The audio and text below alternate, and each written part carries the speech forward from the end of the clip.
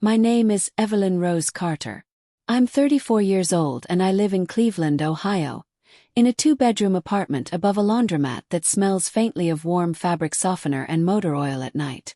For most of my adult life I've been the one who cleans up other people's messes. I worked long night shifts as an ER nurse, I negotiated medical bills and phone calls, I sat with my father while he drank his coffee and told me stories about the fishing trips he never took. Right now, I am the kind of tired that settles into your bones.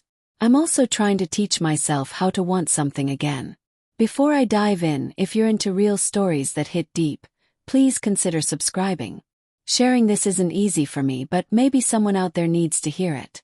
The airport smelled like stale rain and roasted peanuts. The lights grazed the linoleum floor with a cold certainty.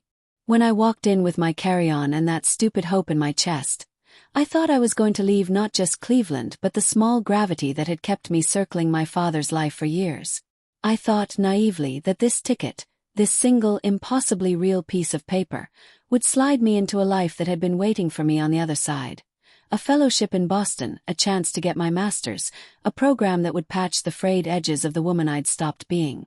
My father met me near Gate 12 in a jacket that smelled of old cigarettes and pipe tobacco, although he'd told everyone years ago he'd quit. He was shorter than I remembered. His hairline felt more cautious about where it kept going. Beside him sat my sister Mariah, 28, bright-eyed in that way that I always envied because it suggested an unspent reservoir of hope. She had on boots with mud on them, as if she'd been somewhere else before this moment and dragged that world into the terminal with her. "We need to talk," my father said, not even pretending he was here to be supportive. I remember how my body responded. The sudden cold that raced up my spine to the back of my neck, the flutter of breath that made my chest feel like a small, inadequately filled cage. Airports condense time. Everything compresses into the small window between boarding and an announcement about a delayed flight. There were people behind me. Businessmen with glossy shoes, a teenager with headphones so big his head looked like it was wearing a halo, and yet everything peeled away to this tiny heated exchange. "I paid for the ticket," my father said. He handed a white envelope across the armrest, like a gift you give to someone you barely know you should love. My name was printed on the itinerary.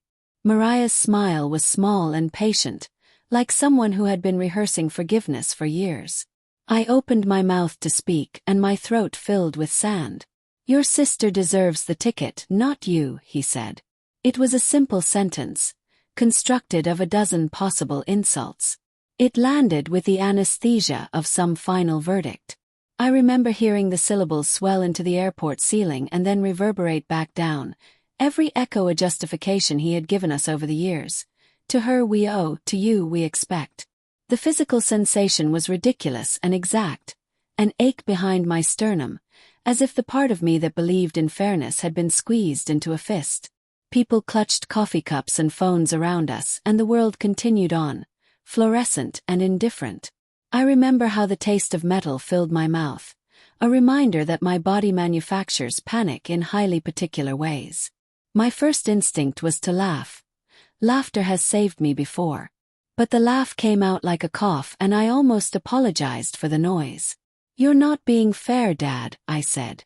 My voice sounded like a tape recorded in a room 2 doors down. He looked at me with that awful calm he reserves for decisions that cost other people.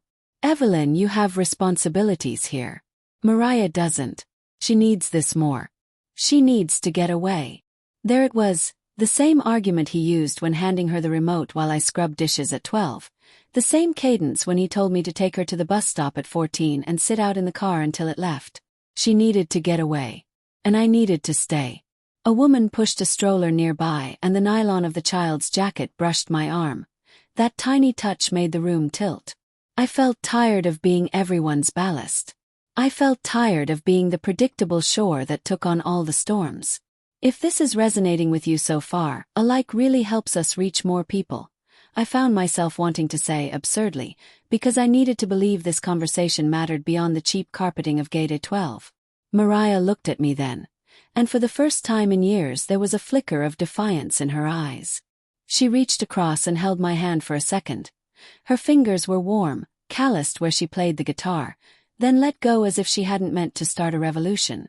"Please," she whispered to both of us in the same breath. "Evelyn, please take it." Her plea was a knife with the steadiness of someone who had learned to cut cleanly in the dark. I could see that she believed, perhaps more than our father did, that I deserved it. The room constricted around that implausible possibility, that she would give up what had always been hers to give when it cost her nothing. That she would offer me the ticket not because she thought I needed it more but because she loved me enough to try to break the pattern. "You know I can't," I said. "I can't just walk away." He folded his hands, the way men from our town do when they're preparing to absolve themselves.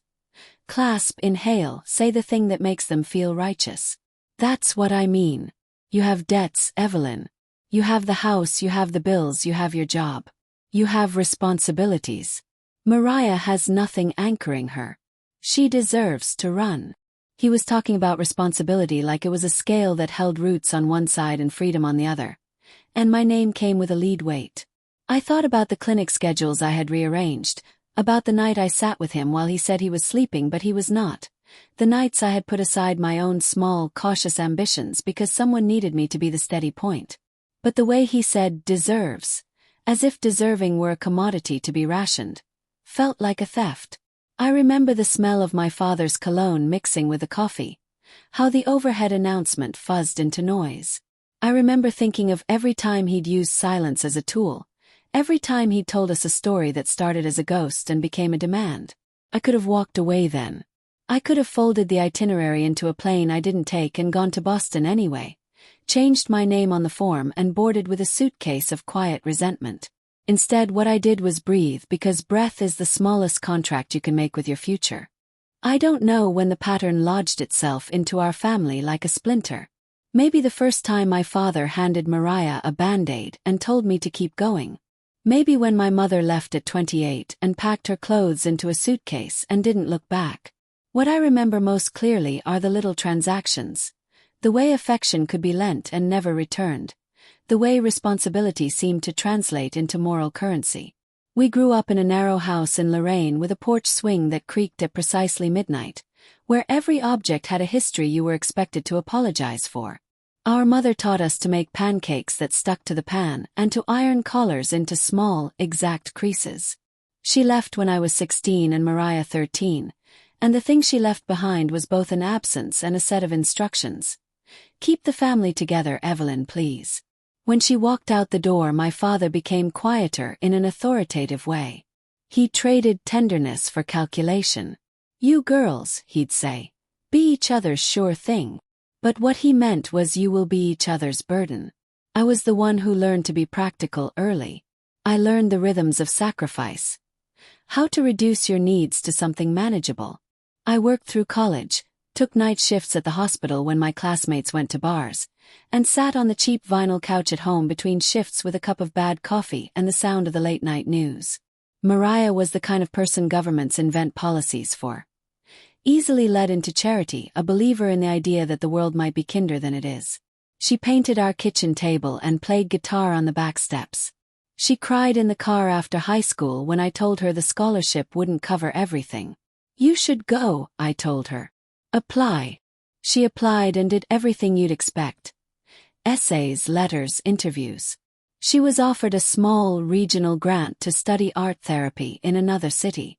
It would have been enough to get her out of Lorraine for a while, to let her see if the world would hold her. But then the factory where Dad worked started giving fewer hours, my schedule tightened, and the reality of unpaid bills became a howling animal under the bed. Our father never had much money, but he had an inclination toward justice that only applied unevenly. To Mariah, he was magnanimous. He'd pay for an art class, a guitar string, a therapy session. To me, he felt like an accountant they assigned mercy to only when it didn't cost him anything. His generosity had calibrations, and I had learned to live within them. When Mom left, she left a letter and in it she wrote, "You both deserve to be seen." I taped it above my desk and watched the word deserve fade into yellowed paper over the years.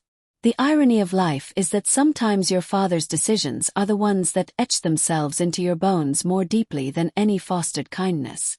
So why this ticket? Why now? Because sometimes the world offers you a way out that has nothing to do with fate, and everything to do with someone else's willingness to make a wager on you. A former patient of mine had become a benefactor in a modest way. An older woman who had lost her own daughter and who loved to sponsor young women in healthcare. She'd seen me work double shifts and read by the light of a refrigerator bulb, and, in a moment of clarity, decided to fund a spot for me in a competitive nurse practitioner program in Boston. The fellowship covered travel, housing for the first month, and mentorship. It was stamped with the kind of legitimacy you don't get from wishing alone. For the first time in as long as I could remember, there was a tangible, legal-sized piece of paper that said, "Evelyn, you are permitted to grow." I didn't tell my father about it at first. I wanted to take the chance quietly, to board a plane and maybe call him from a town that smelled of Tide and academic bookstores. But secrets in families are like bruises. If you press them, they bloom into visible shapes. My sister found out. She cried and hugged me and said she was so happy she could taste it. She insisted we tell Dad together because maybe, she said, together we could make him see that this was not an abandonment but a kind of rescue. We told him on a Tuesday. He listened and nodded and then, in the way men like him do, turned his decision into our absolution. "You can't go," he said. "Not with the house, not with the bills. Mariah needs to get out, yes, but she needs to go too." Didn't make sense. It shouldn't have been about me or him or Mariah. But everything in our house had been swallowed by the slippery idea that duty is permanent, and that freedom is a luxury only afforded to the young, the reckless, or the unloved. The airport argument unspooled from that root. My father's voice had the tired silk of someone who had already convinced himself of his own benevolence. "I paid for the ticket. It's for Mariah. She needs to see what living is like outside this place." "Living," Mariah said, and it sounded less like a question and more like a prayer. She didn't look like someone waiting to be rescued. She looked like someone who had rehearsed the lines. That night, the building hummed with chilled air, and I had to sit on the edge of my bed and breathe until my vision tunneled and the edges of my room went soft. The house we had left behind felt like a fossil, solid and impossible to shift. If you've stuck with this so far, thanks. Has something like this ever happened to you? Feel free to share in the comments. I'm reading everything. Promise. I think the most honest conversations are the ones where people reveal less about facts and more about fear. Sitting across from my father in that noisy terminal unspooled years of small lies and withheld truths. They weren't dramatic in the cinematic way you expect. They were the quiet kind that accumulates like dust on a windowsill until sunlight suddenly reveals how much there is. "Dad," I said, my voice too careful. "Why are you doing this now? Mariah hasn't been. She hasn't been okay, but she can't anchor both of us. I'm not asking to run away. I'm asking for a chance." He folded his hands the way men who want to seem reasonable do, and in the way he did that, I could see him choosing his roles. For him, he was the protector, a man who keeps order by giving it away to those he considers less capable. "Evelyn," he said, "you always come back. That's the difference." The humiliation in that sentence lodged like gravel in my mouth.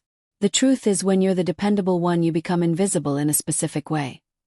People rely on you to be unremarkable because you are predictable, and that predictability is safe. Mariah, on the other hand, is luminous in the way that makes others messy with feeling. When she is brave, everyone believes she's brave because it doesn't require the costliness of ordinary survival. There were things that came out of me then that surprised even me. "Do you even hear how you're talking? Like I'm a resource and not a person." He flinched in a way that told me he had never thought about me as anything other than a function.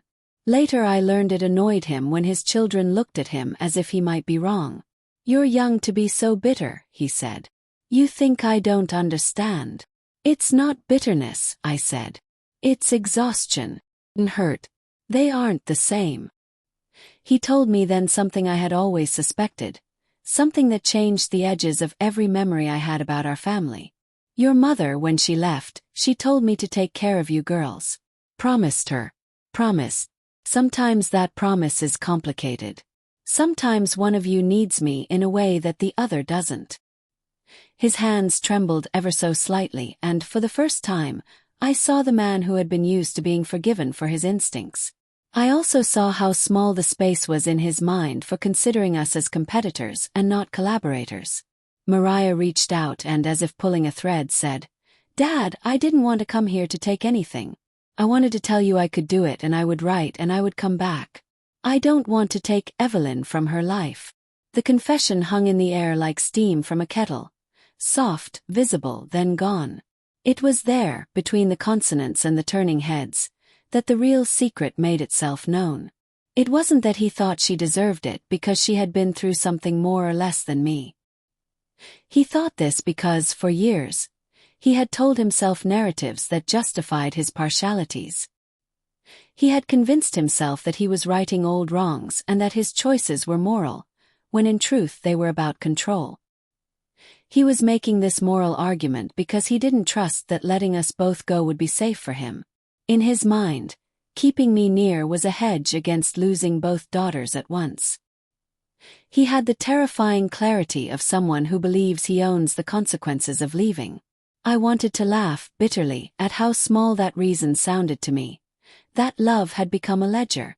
But laughter is a complicated instrument, and there, in Gate A12, it turned into a sob that surprised even me.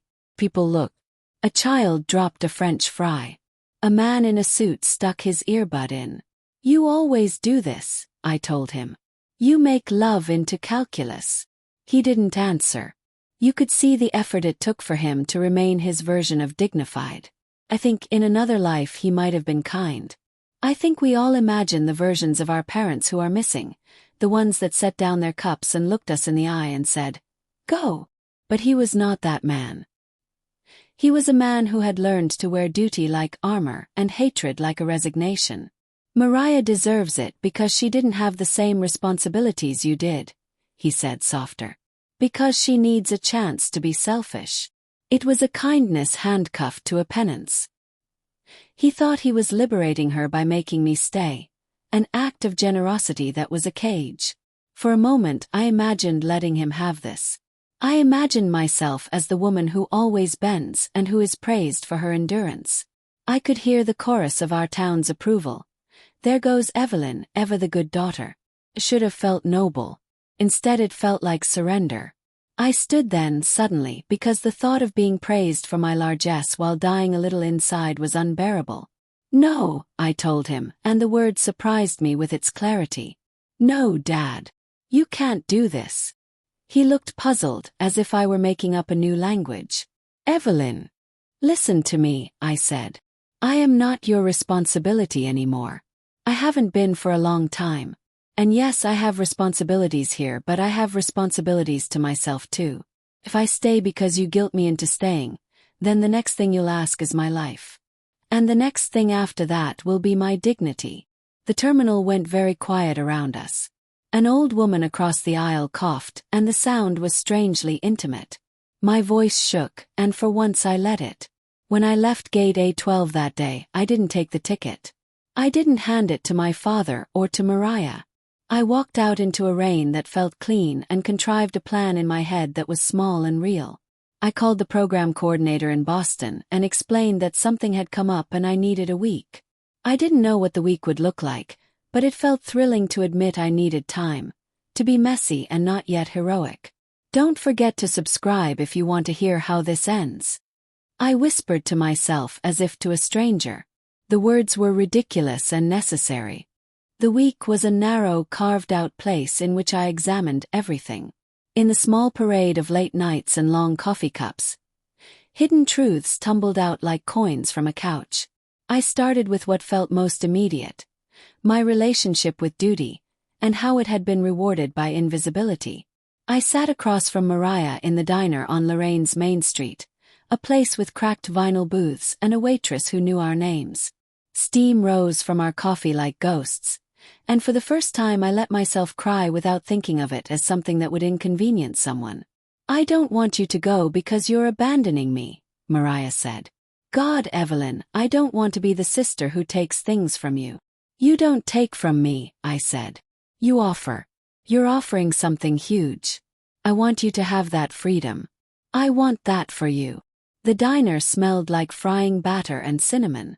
Around us, a radio played a song from some decade past and someone laughed at the bar. The world felt both too big and too small at once. After that, it was the practical things. I found a lawyer who did legal aid for folks who needed help with property and guardianship matters. It took 3 phone calls and an afternoon in an office that smelled of lemon cleaner and dusty paper, but I started the paperwork to get my father's finances more transparent. He was, it turned out, not as unmoored as he liked to think. There were Social Security checks, a small pension, and a set of unpaid bills that had quietly piled like a mound of first snow. It wasn't a romantic act. It was administrative. It was me reclaiming my right to a life that didn't run on the currency of self-erasure.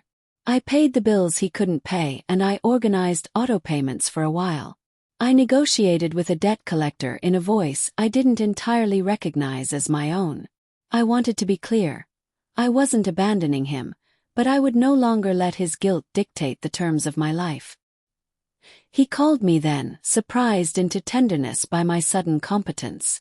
"Evelyn," he said on the phone, "I didn't know you could be so organized."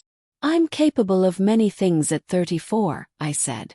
"One of them is choosing not to be the moral fixture of the family. There are changes that require small dismantlements." I told my father I'd take on managing his bills if he'd accept a live-in aid on a part-time basis so he'd have company and help. He resisted at first but then imagined a version of himself that had assistance without humiliation. He agreed, with the same kind of bargaining he uses when he orders dinner and then asks for the plate to be split. Mariah left a week later, with the ticket folded into her wallet and a journal full of beginnings. She texted me from the airport with a photo of clouds and a small emoji of a paper airplane. I felt oddly like both a victor and a coward. Part of the reason was because men like my father have an incredible ability to weaponize guilt. They will thank you for your generosity, and then make the thanks into a debt you must continually pay. I boarded my flight to Boston a month later, but not because my father had given me permission. I went because I had cleared the small landmines that used to detonate when I stepped toward my life. The program director met me on that rainy Boston morning with a paper cup and a sympathetic smile. "We kept the place," she said. "We hope you'll make it yours." The first week was a hazard and a joy. I made mistakes in class, accidentally pronounced a medication wrong in front of a room full of peers, and learned to speak in a way that didn't hide the fact that I'd been disciplining myself for years.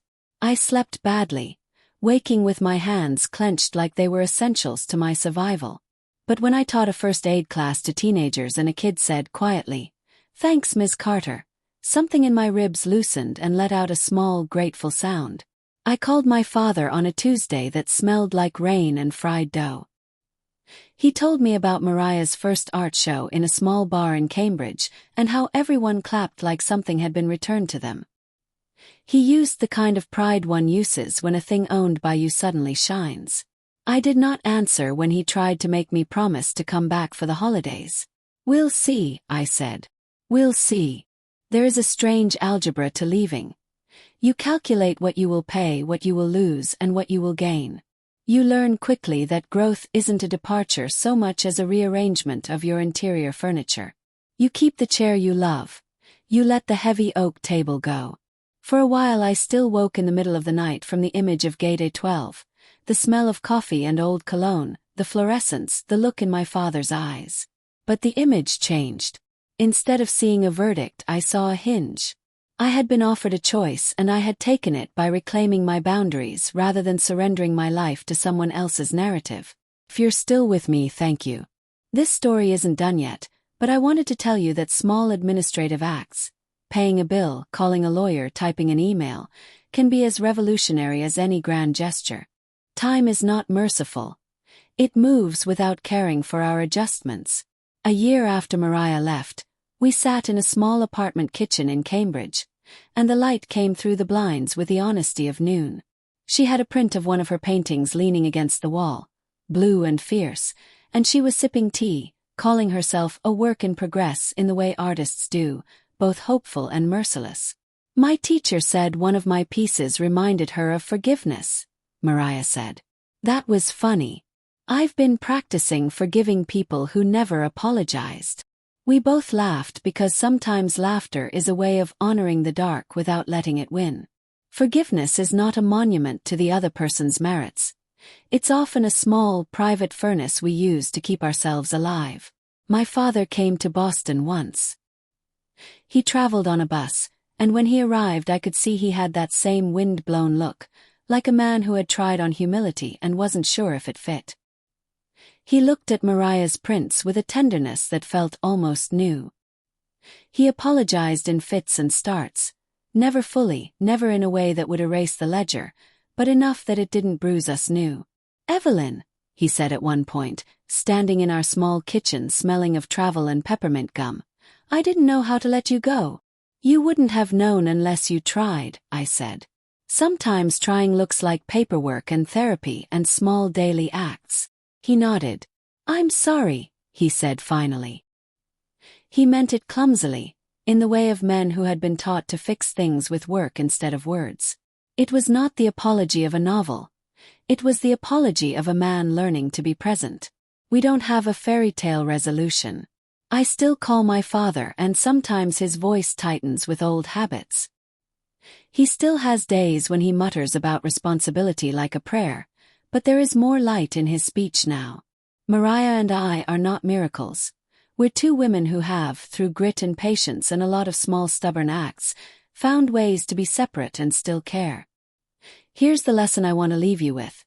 What your family gives you and what your family takes are not always equal or fair, and survival can mean choosing the smaller practical acts over the grand ones. Standing up for yourself doesn't have to be dramatic. It can be a phone call to set up autopay, a lunch where boundaries are explained without spectacle, a moment where you say no and mean it. It can mean accepting help from people who aren't family and making hard lists. If this story landed in your chest in a place that hurt, then maybe it's because you've been living under the weight of someone else's morality for too long. You're allowed to choose your path. You're allowed to be practical and tender. And even when the people you love don't understand, you can still move forward. Has something like this ever happened to you? Share in the comments. I'm reading. If you found this story helpful, please subscribe. We need other people's stories to remind us we're not alone. When my father first told me at the airport, "Your sister deserves the ticket, not you," he intended to freeze me in place. What he didn't anticipate was that I would translate that cold verdict into warmth, into work, into leaving, into making sure I could return on my own terms. In the end, deserving isn't handed out by someone else's calculation. It's a practice you learn by deciding to take care of yourself, one real, messy, brave step at a time.